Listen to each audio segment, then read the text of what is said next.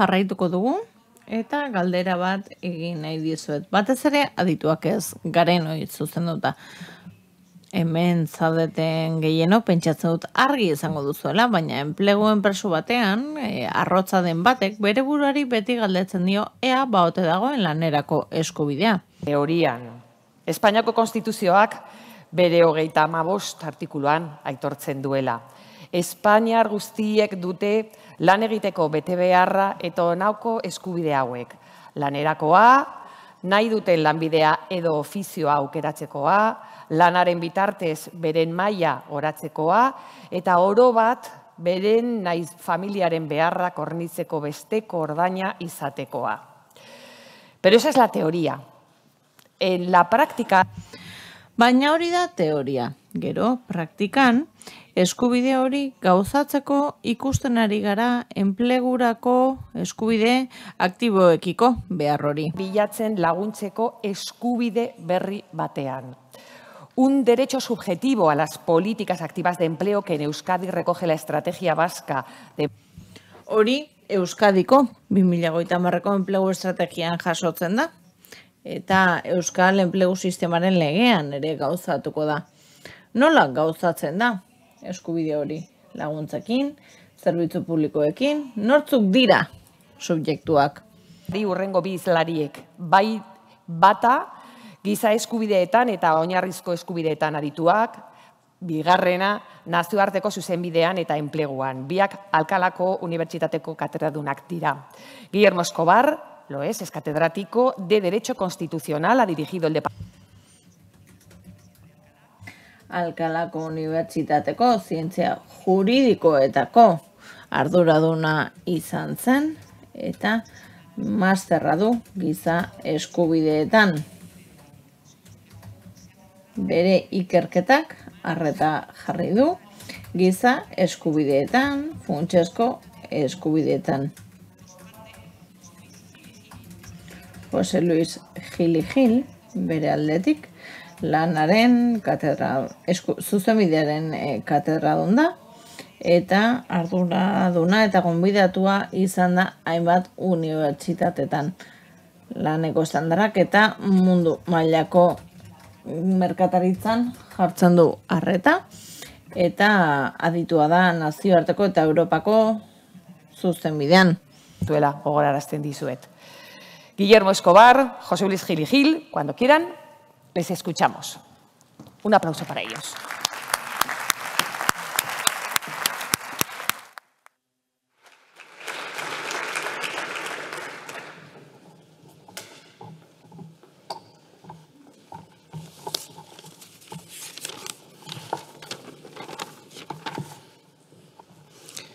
Buenos días. Egunon. Casi no les verá, están muy oscuros. Egunon, ez zaituzte tia ikusten oso ilun dago aretoa. Tira, eskerrik asko... Departamento de Empleo... Eskerrik asko lehenik eta behin enplegu sailari, sailburu ordeari, sailburuari, zorionak antolaketa lanagatik. Hemen gaude, funtsean eskatu zigutelako, prestaketa lan bat egitea, eta prestatzea jada bidean den lege berri bat. Pozik gaude hori horrela delako. Eta galdetu genuen, ea zenbat horri nahi zen dituzte. 50 ala 200. Bueno, azkenen 80 orrialde izan ziren, inor galdetzen baditere, jakin dezazuela. Ezaki, pixka klasikoa dirudite hemenez, korbatarekin, ez zuzen bidea bada pixka gauza zarkitua ez, eta gure burua ere berritu beharko genuke ez da. Pozten hau ikustea baudela pertsona gazteak hemen ere, eta gure ikasleen hartan ere ikusten dugu, zuzen bidea ere aiei ere aspergarria eruditzen zaiela. Tira, printzipioz, pozten naiz ikusita eztabaida publikoan, arreta jartzen ari delako lanaren mundu horretan eta konnotazio garrantzitsu batekin gainera. Eskubideei buruzko eztabaida batekin. Goazen berreskuratzera gai klasiko hori. Klasikoa izan arren badirudielako pixka bat ahaztuta dugula. Hitz egiten dugu animalien eskubideaz, beste hainbat eskubidez, baina iruditzen zait garrantzitsua dela honi buruz hitz egitea jendeari hau ere interesatzen zaiolako gauza bada, eztabaida publikoa, iritzi publikoa eta beste gauza bada argitaratutako iritzia, ezta? Eta zentzu horretan, badaukagu eraldaketa egonkortu bat, eta badaukagu ere joera bat, zeinetan jada nahiko egonkortuta dagoen, enpresariak eta langileen ordezkariak elkartuko direla, baldintza batzuk ezartzeko, eta dena den hori horrela izan arren eta egonkortuta egon arren badago arrakala bat, eta arrakala hori dago banatuta lan egiten duten eta lan egiten ez duten artean. Eta horra hausnarketa bat egin beharko genuke, eta hitz egiten ez diren gaiei buruz, adibidez lanaren banaketari buruz, ez dugu hitz egiten honi buruz, eta oso ongi azaldu zuen Portugaldarrak Sousa da Santosek, Latinoamerikako ezkerraren gurua denak, eta berak esaten zuen ez dugula ongizate estatu bat, baizik eta badagoela beste zerbait familiak estaltzen duena, ez? Eta ez dugu hitz egiten lanari buruz, ezta? Ez da ukitu ere egiten, beraz berriro ere hitz egin behar dugu desberdintasun horretaz, lan egiten dutenen eta ez duten arteko desberdintasun horretaz. Eta hori pixka bat agertzen zen, eta bere garaian ere kritikatu egiten zen konstituzioan gogora dezagun, Espainiako konstituzioa indarrean dagoela, Eta konstituzioak aipatzen zuen Espainiarrek lanerako eskubidea dutela. Gaur egun beste modu batera esango genuke, agian erdibideko zerbait bilatuko genuke, ez gauza bera esan nahi izateko, gauza agian zuzenago bat esan nahi izateko esango nuke herritarrek badute lanerako eskubidea espainolek esatea, batira bada, aztertzen duen zerbait ez bere horretan. Tira, jada garai hartan, Pérez Vargasek 78an konstituzioaren nolabaiteko aite izan zenak ere, horri aurka egiten zion, ez oso utopikoa iruditzen zitzen, eta bitxia da gaur egungo konstituzioan eztabaidan azkeneko honetan Txileren kasuan badirudi porrotekin dela ezkerreragi joan delako, ez da, baina horre ez da ikusten ere eztabaida hori, ez? Beraz, bada pixka bate esanguratxoa badirudi hor itxaropen faltsu batzu da duela, nolabaiteko beldur badagoela, badaukat lanerako eskubidea, baina non dago nire lana, ez da? Nola birformulatu da hau praktikan? Nola sintetizatu dezakegu? Nola interpretatu daiteke lanerako eskubide hau? Jendeak zer ulertzen du? Eskubide defentsibo gisa, Nik eskubidea dut lan bat izateko baldin badut, ez kaldetu nola lortuan baldin badut, badoka nola biteko defentsa bat, kanporatua izataren aurrean, ez da? Eta konstituzioa idazteko moduan kaleratzea ez da askea, garrantzitsua da ikustea sindikatuek aurkeztu duten erreklamazio kolektibo hori. Eta aurkeztu daitezke herritarrak, sindikatuak, erreklamazioak egiten direnean ere Europan, kalte ordainak gutxiegi diren kasuan, baina 45 urte behar izan dituzte horretaz konturatzeko. Orain arte ez baizuten egin. Eta gero zuzenbide prestazional gisa ulertzen da, baina ez estatuaren aldetik, baizik eta enpresa buruen aldetik. Konstituzioak aipatzen ditu hainbat auzi enpresa buruek osatu behar dutenak gaur egun lan duinaren aldeko horretan. Hainbat ezaugarrirekin ordainketa ordainduak, soldata duina, eta estatuak ez ditu eskuak garbitzen, eta hori ondo funtzionatzen du. Eta nola egin behar da hori, inspekzionatuz, lan ikuskaritza lanean eginez prestazio hauekin. El derecho fundamental al trabajo. Eta interpretatzen ez dena, edo integratzen ez dena, zuzenbide oinarrizko honetan, laneko konstituzionetan da oinarrizkoena. Hau da, garrantzitsuen, hau da, ze sarbide dagoen lanpostura. Hori ez dago aitortua zuzenbide oinarrizko honetan. Eta ulertzen da, merkatu ekonomia batean, hau da, horrela, etortzen da beste konstituzioa askotan, merkatu ekonomietan, Europar Batasunean, batez ere, merkatu ekonomiak esaten digu, lanpostuak ematen digula, ez duela estatuak ematen, baizik eta enpresa buruak ematen duela. Eta gainera, bide batez esaten du, hori dela enpresa askatasuna, edo enpresa buruen askatasuna erabakitzeko, ze langile nahi dituen eta zenbat kontratatu nahi dituen. Frankoren garaian, ezarrita zeuden, ze kuota zeuden gerra mutilatuentzat, eta aitortzen zen derrigortasun bat, gutxiengo bat kontratatzeko, eta orain sartuz joan dena. Desgaitasuna duten pertsonak. Beharrezkotasuna baitako obligazio bat dago, 100% kontratatzearena enpresetan.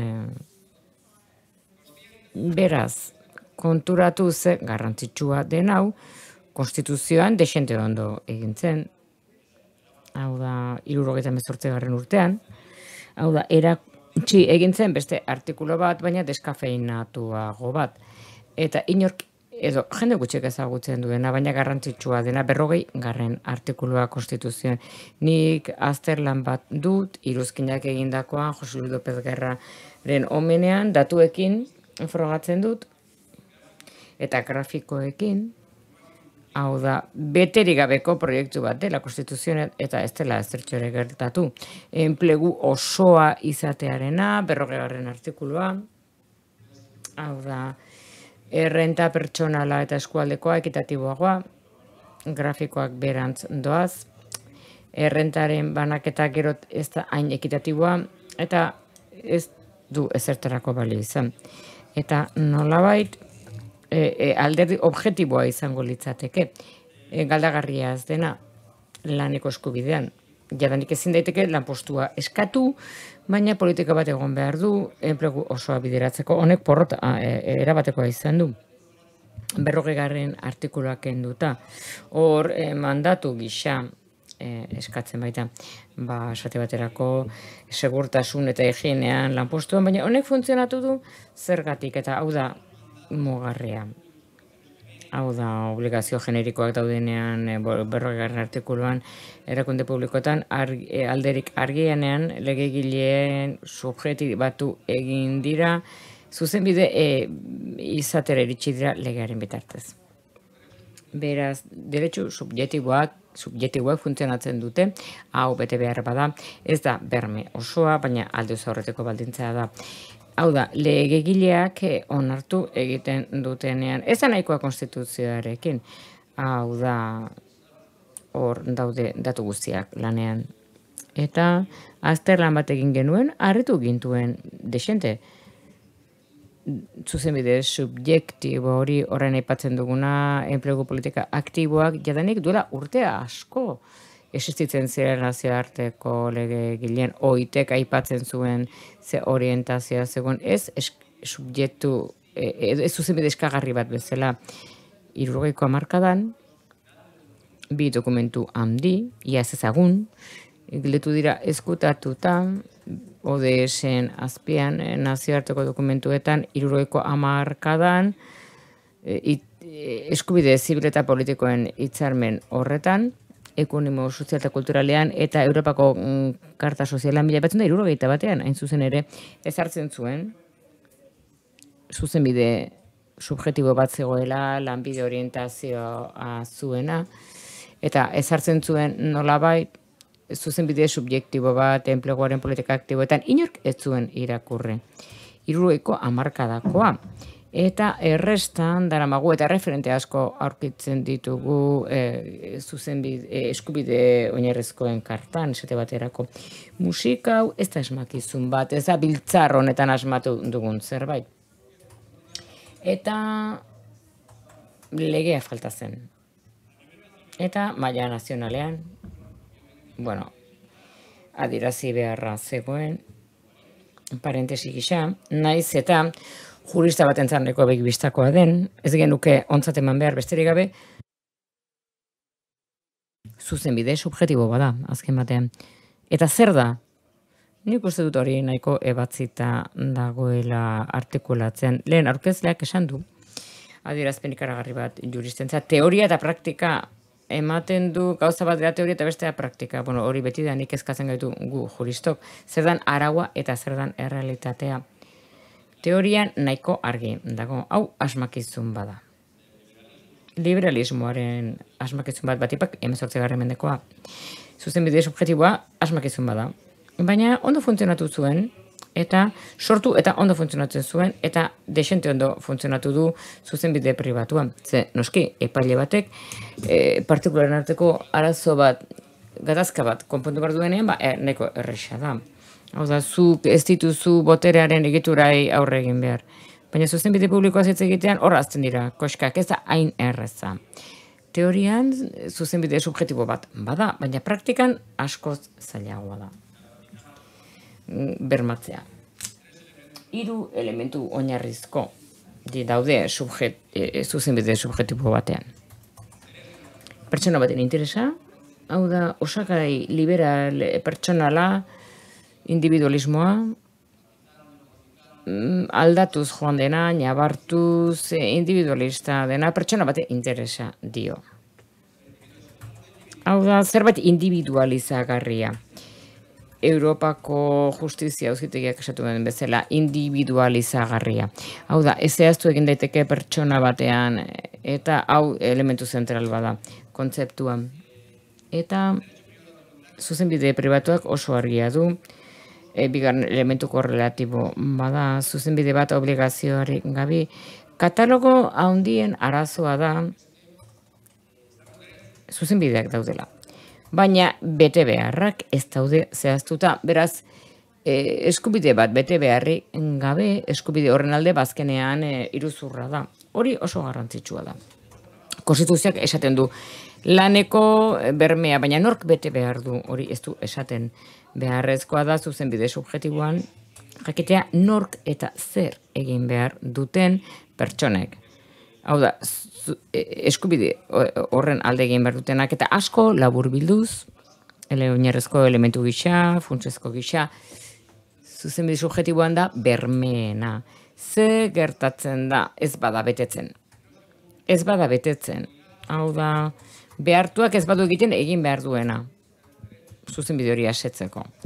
Orduan, konponbide bat egon behar du, erantzun bat, eta erantzun onena da, oraingoz, zuzenbide estatuetan, nahiko ondo funtzionatzen dutenak, hau da, berme judiziara da. Beraz, beti egon behar du aukera bat, epaile bat babesteko, eta hortzak jartzeko hori. Estatu batu harrei asko gustatzen zaie adierazio. Interesei hortza jartzea, norbaitek eraso egin behar du eta kosk egin behar du. Funtzionatzen duen erantzun bat behar dugu eta formula egokiena da suziri independente bat izatea prestakuntzarekin eta beren erabakiak gauzatuko dituena.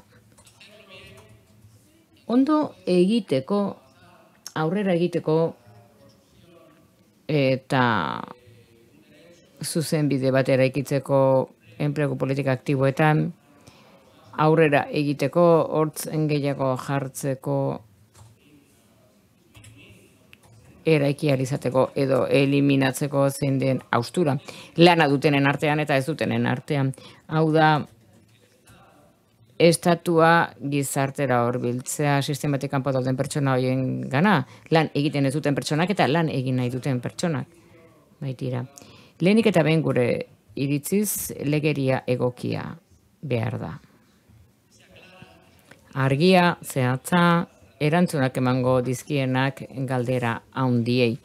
Eta zuzenbide subjektiboaren erantzungo diena. Hau egintzen enpleguaren estatuko legean hitzorian dagoen lege horretan. Nahiko gaizki egin zen, barkatuko ditazu, ezak ezin izango zen legearen egiladura 10 urte, baina nahiko txarra izan zen eta ez zuen funtzionatu. Ez zuen funtzionatu gaizki egindako zuzenbide subjektiboaren pasarte hori enpleguaren politika aktiboetan, laukitxo horretan, estatuko lege hor kaskar horretan. Eta hor, autonomia erkidegoek izan dezakete eginkizun funtsezkoa. Orain hitz egiten da boladan dako, esatea, hau da, zer den federalismo lehiakorra, ogasunekoa, eta gutxiago hitz egiten da, baina garrantzitsua iruditzen zait niri. Hau da, federalismo aurrekaria. Hau da, aurrean egon daitezke arinagoak dira, hobeto ezagutzen dituzte herritarren kezkak arrazoi begibistakoengatik, batez ere gehiago autonomia erkidego honetan, neko txikia den honetan, dena oso hurbil dago. Beraz, ez da Andaluzia bezala. Beraz, uste dut balio dezakela bultz egiteko beste erkidego batzuk eta estatuak ere araudi egoki bat egin dezaten. Ezinbestekoa baita aurrera egiteko helburu betegabe hoietan, larreki gabetu bete ez direnak, konstituzioaren 40. artikuluan. Federalismo aurrera egiten duena eskubide berriak, hau klasiko bada baita ere Espainian, sekula ez du funtzionatu Espainian, formalki ez dago federalismorik, baina adibidez ere Alemanian eta Estatu Batuetan funtzionatu dute, ze konstituzio dagoen dauden Alemanian, Estatu bakoitzean, lander bakoitzean, eta Estatu Batuetan ere, Estatu bakoitzean, hau da zuzenbide katalogo batzuk sortzen dituzte, handi nahiagoak, berritzaileagoak, maila federalean baino. Eta hau bada lan lerro interesgarria. Eskubideak ez dira besterik gabe agertzen. Sortu egiten dira aurrekariak dituzte eta sobra ere badute nazioarteko zuzenbidean. Baina uste dut laborategi on bat izatea, hau da autonomia erkidegoak oso egokiak direla eskubide berriak sortzeko. Parlamentuek protagonismoa behar dute, herritarrek ordezkatzen baitute, erkidegoetan hau da auzia, hau da bultzada hemen dago pozten gaitu, abian egotea, eta segurenez arrakasta izango dute. Eta egin ditugun irakurketetan, atzo deskargatu nuen azkena, aurre proiektua, hainbat bertsio egon dira, eta argi ikusi dut funtsezkoa dela. Ez dakit guk eragina izan dugun edo ez, eta nahiko zehatza dago zuzenbideren edukia, zer eskatu daiteken, orain adiraziko du nire kideak, zer eska daiteke zuzenbidearen parte gisa, enpleguaren politika aktiboetan noren aurrean, eta beraz oso ondo mugatuta daude obligazio korrelatiboak. Hau da, baina oso gaizki mugatuta daude estatuko legean eta konstituzioan ez dira agertu ere egiten. Eta orain nire kideak zehatzago azalduko ditu gure formulazioaren auzi guztiak. Eskerrik asko.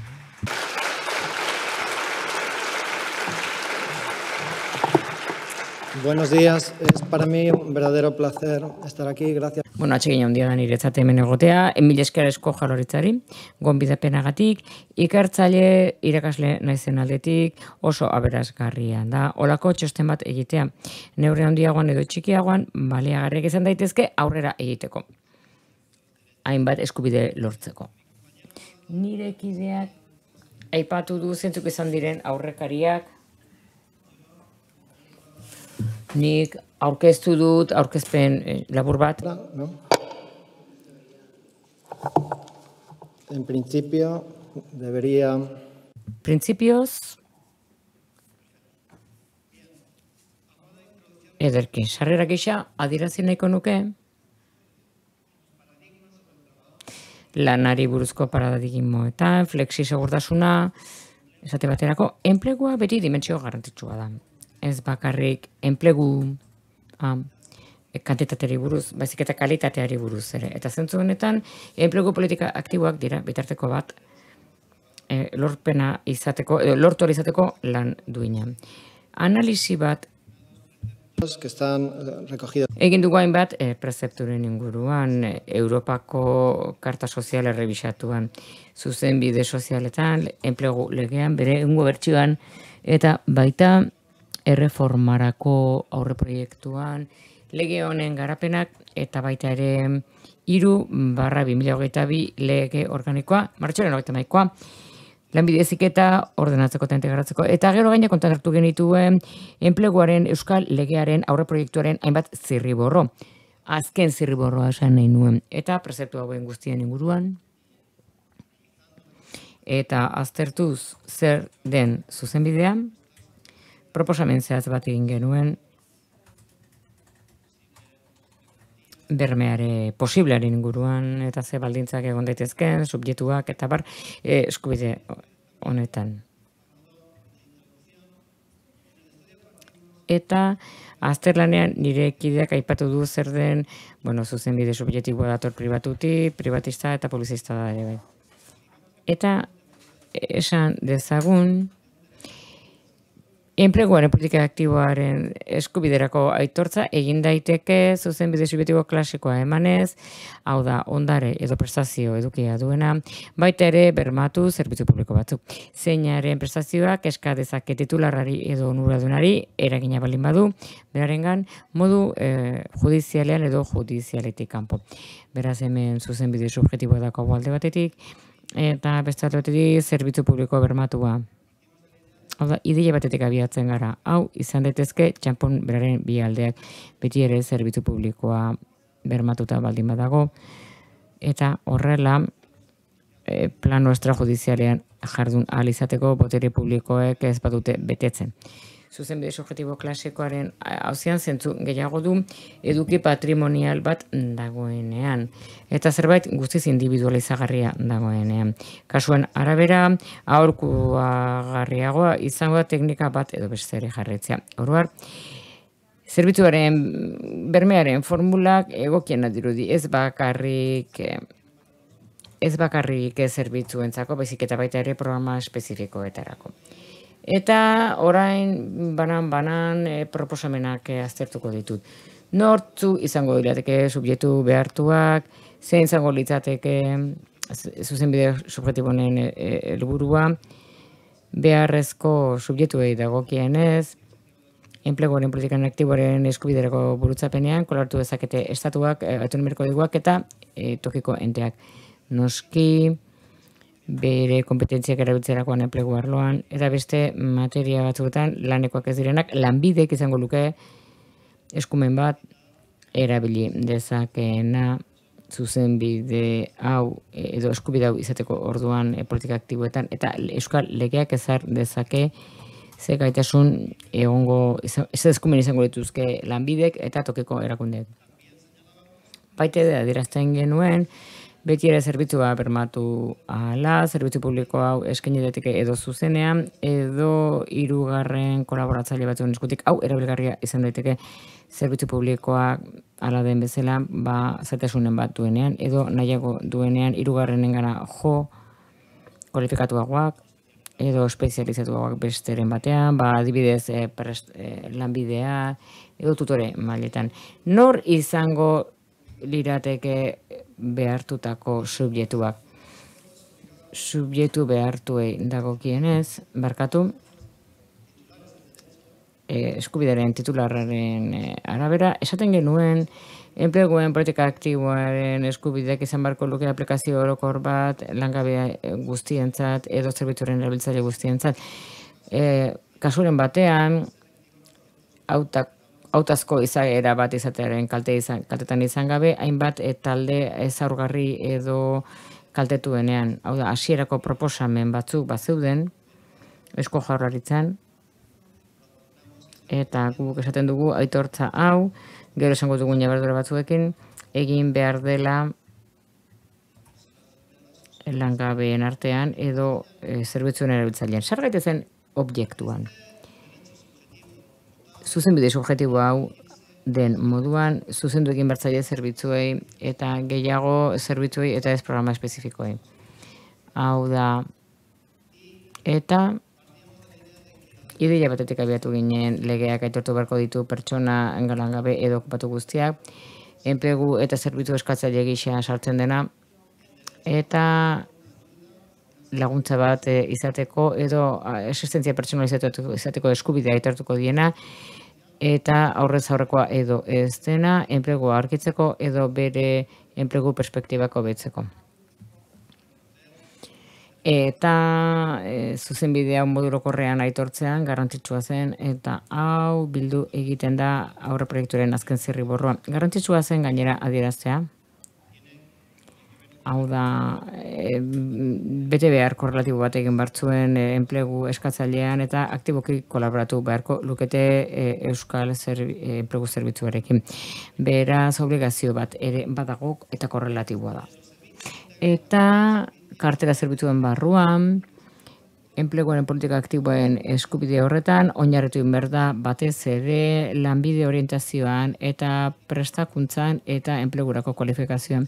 Zerbitzu guztietan artean hauek dira gehien ematen direnak tratamendu individualizatu bat izateko. Hau da pertsonalizatua eta beraz zentzu gehiago du hau erabiltzea. Hau da, enpleguen politika aktiboak gainerako zerbitzuak beste modu batean eskaintzen dira, ez baitatoz bat interes individualizagarri horien barruan, zuzenbide subjektiboan, baina horrek ez du eragozten, hau da, legean zehazten direnean zetzu diren, zehatz adierazteko eta alde neurrian bermatu izateko. Hau, nahiz eta teknika hain inzisiboak ez erabili horretarako. Zerbitzu publiko bat izango litzateke, bermatua, eta bermatua egingarria den une horretaraino arte, une jakin batean.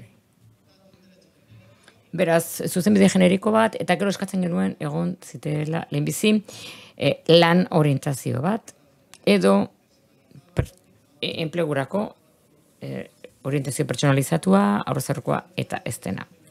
Egokia eta jarraitua. Eta hemen, garrantzitsuak dira, elkarrizketa bat egin behar da, adieraziz zein den enplegagarritasun maila edo zein izan ditezken arazoak, baita ere programa bat espezifiko bat egitea, pertsona horrek aurki dezan enplegua garrantzitsua, baita ere tutorearen irudia, indartu egiten dena aurre proiektuan.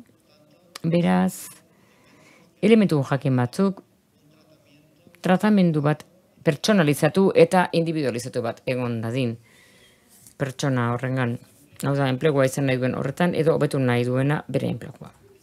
Bigarrenez, aitortu beharko litzateke ere langile, langabe edo landun guztiek duten eskubidea prestakuntza eta birziklatzea izateko.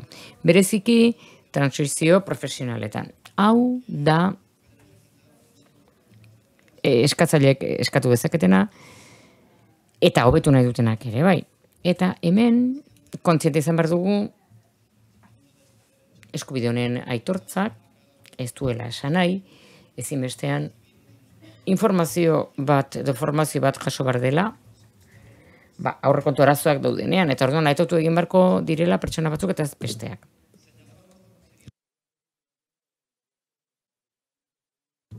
Oda, prozedura justu batean parte hartzeko eskubidea, bai bidez 50 plaza balin badaude, nor izango diren iraupen luzekoak, eta bar.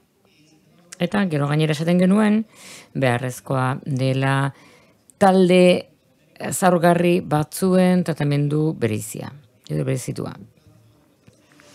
Ze iraupen epe dauden, ze diagnostiko dauden enplegagarritasunean, eta gainera programa espezifikoak ezartzea, kolektibo klasikoen artean, pertsona zaurgarrien artean, adibidez, desgaituak edo emakumeen artean, edo genero indarkeriaren biktima direnen artean. Amaituz noa, 4 minutu gelditzen zaizkit, eta agian ez du denbora guztia agortuko, eta horrela denbora gehiago izango dugu galderetarako. Ederki nire kideak, Eskobar profesoreak esan du, eta gainera arrazoi zuen, zuzenbide subjektiboaren adieraz moldea, zuzenbide pribatuan ezarri bezala, eskatzen dula ezinbestean bermeren bat egotea. Berme hauek izan daitezke judizio kanpozkoak edo judizialak ere izan daitezke. Saiestu izateko kontrobersia judizializatzea. Oso erabilgarria da horretarako tresnak sortzea prozeduran. Beraz, adierazten genuen, legeak aurreikusi behar duela zuzenbidearen berme sistema egoki bat. Hainbat bide posible daudela, zuzenbide subjektibo honen bermea izateko, adibidez, baliabide administratibo tipikoak, normalean erabiltzen den formula aurre proiektuan. Gero, keixa ezain formalizatuak, arartekoari bidalitakoak, edo prozedura bizkor doakoak eta ez oso formalizatuak, organo administratibo burujabe eta espezializatuan. Porrot izan ezkero, bide extrajudizialak, eta beraz, eremu administratiboan autatutako berme aukeraz, beti dago azken instantzian, auzitegietara jotzeko aukera. Hau da, erreklamazio erlatiboak ez betetzeak daudenean, lanbiden aldetik esate baterako, obligazioak betetzen ez dituztenean, orduan erreklamatu egin beharko litzateke ordena judizial sozialean. Eta horrela saiestu egingo lirateke arazoak atzerapenetan eta baita ere baliabideak lortzeko orduan eremu administratiboan. Oso denbora gutxi gelditzen zait, beraz ondorio gisa, uste dut garrantzitsua izango litzatekeela adieraztea, enplegurako politika aktiboen eskubiderako aitortza progresiboetan, bete egiten dituela enplegurako eskubidea, botere publikoi dagokiena, eta betere zuzenbidearen dimentsio prestazionala indartu egiten duena. Escobar profesoreak aipatu du lanerako eskubidea esateko zer den askotan oinarritu egiten garela alderdu defentsiboetan. Adibidez, babesa, kaleratzen gaitu zenean enplegu bat dudanean, baina botere publikoek dute bete behar bat, eta eratorri egiten da ezerteko zuzenbide tresnetatik, eta laneko zuzenbidean gauzatu egin nahi denean. Logikoki, ekonomia kapitalista batean, non enpleguak eman egiten dute normalean, sektore pribatuko enpresek, botere publikoek hainbat bide dituzte, eta horietako bat funtsezkoa da, eta hain zuzen ere horregatik da egokia aurrera egitea bide horretan. Hau da, hobetzea enplegu politika aktiboak, aipatu dugun zentzuan, eta horrela saiatu lortzen helburu hau, denok partekatzen dugun helburu hau. Hau da, lan duin bat izatea lehenik eta behin, eta eskubideak dituen lan bat aitortu egingo duena, langilearen eskubideak zentzuk diren eta utzi egingo diena soldata duin bat izaten, eta hainbat oinarrizko eskubideen noski.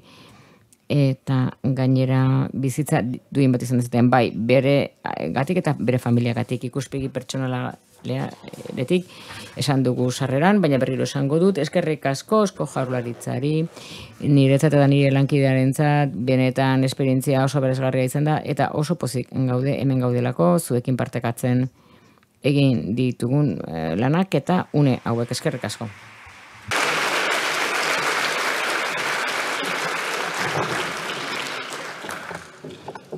Igual os levantáis los dos para no...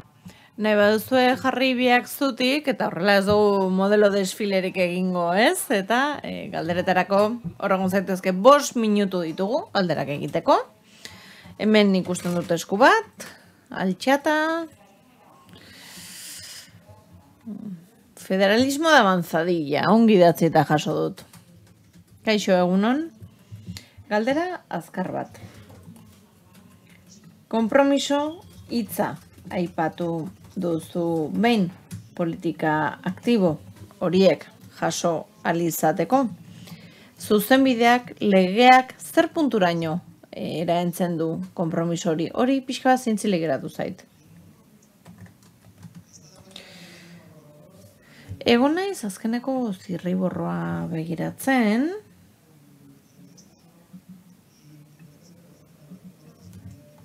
Eta uste dut 14. artikuluan zehazten direla bete behar batzuk. Adibidez, niri esaten badidate enplegoa egiteko ikastaro batzuk egin beharko nituzkela, konpromiso hartu beharko dut, eskaintzen baldin badidate hori, egiteko, ez da? Eta orduan, ikusten badugu, adibidez, adibide bat ematearren, hasten bagara elkarrizketa batekin, eta nire plegagarritasuna ebalatu behar bada, nik parte hartu beharko dut, kolaboratu beharko dut prozesu horretan. Hau da, zerbitzu publikoek modu egokian egin behar badituzte beraien zereginak, non prestakuntzare barru sartzen den, nik ere, iruditzen zait, konpromiso zen barko dela parte hartzeko, ez? Baude ala ere adierazpen batzuk aurre proiektuan. Galdera gehiago? Gero galdetuko Diego Alfonso Gurpegiri ez badu ez dara esaten, gero berak ere hitza hartuko duelako, hemen beste norbaitek esku altxa du. Aipatzen ari zaren horrekin lotuta, badago ere zerbait kontuan hartu beharko litzatekena. Eta da, enplegu zerbitzutik adostu beharko litzatekela zer izan daitekeen onena pertsona horrentzat. Eta badago disuntiba bat, zeinaren arabera pentsatu beharko genuke, ea nola ezarri berme batzuk, ez da? Eta ez da nire arloa, baina ikusten dugu arazori hor dagoela, eta batzuetan arreta jartzen da pertsonari esatean, zer egin behar duen, baina batzuetan pertsona ez dago ados. Eta orduan konpromisoa bi aldeetatik bilatu behar da. Eta iruditzen zait hor sartu beharko liratekela modu argiago batean. Zenbait adierazpen edo berme. Agian kasu horretan erreklamazio bat egin liteke. Adibidez, ez dakite. Nik gauza bat gehituko nuke. Estatu sozial arduratsu batez hitz egiten da orain askotan. Eta zergadun askok, Espainiar pikareska, ari dira pentsatzen, nola egin hau ala bestea. Beraz, oreka ariketa bat egin behar da, eta egin behar da paternalismo lehen eta neoliberalismo klasikoaren artean, ez? Pertsonen bizitzaz kezkatzen zara, eta hor bizitzaren jarraipen bat egin behar duzu. Baina hor paternalismo puntu bat ere badago, ez da? Eta hor, badago ere kritika puntu bat, ez? Beti ari gara eskubidez egitean, baina gian hauek ez duten merezi eta ez da? Beraz, iruditzen zait hor ezin dugula zu gauza bat. Eskubide horiek, badaude egunero egiten direnak, hezkuntzakoak adibidez, ez? Eta profesional baten mende daude, eta oso eskubide pertsonala dira, ez da? Eta beti ezartzen da beharren araberako izate hori, ez da? Eta hori aurre proiektuan ere oso ongi ezarrita dago, behin eta berriz aipatzen da. Eta norberaren zirkustantzia edo ingurua pertsonaletara egokitu behar da. Hau pertsonalizatu behar da, ez da? Eta profesionala hor sartzen da, ez da? Eta modu goxo batean, hau ezin delako legez jaso, idatzi batean, baino, modu goxo batean bermatu beharko du pertsonaren beharren araberakoa izango dela, ez da? Hor, profesionalen zeregina nire ikuspegitik gakoa da, ezinbestekoa da, ez da? Hor dago benetako erronka. Sailburu ordean dugu, berak hitz egingo dugu Euskal Legeaz, baina aukera baliatu genezake berak hitz egiteko, ez da? Bai, eskerrik asko.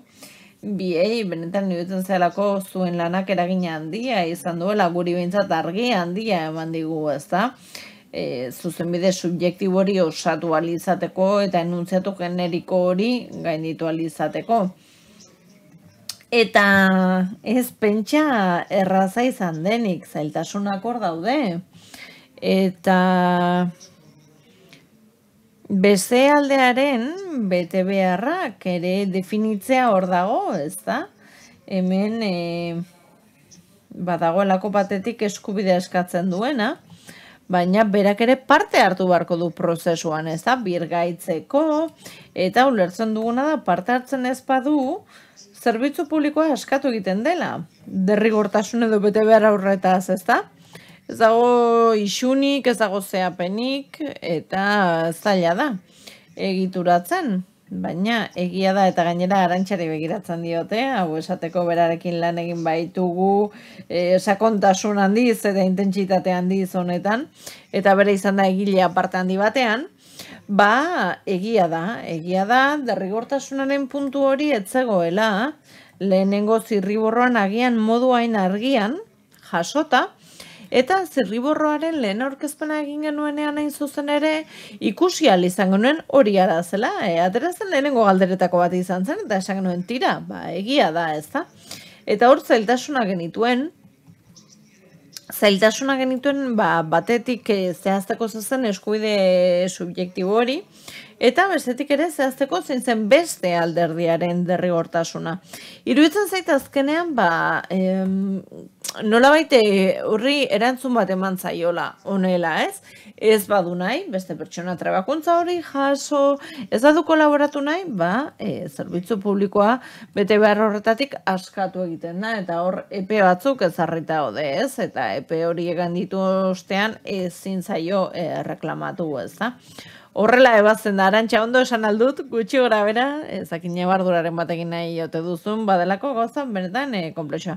Barkatu, Arantxa, mikrofona pasatuko dizute, eta horra guztiok entzungo dizugu, eta batez ere online jarraitzen ari direnak. Bai, hau nebardura txiki bat da. Eta da, hau eskubideren titularrean dagoen zerbait, ez?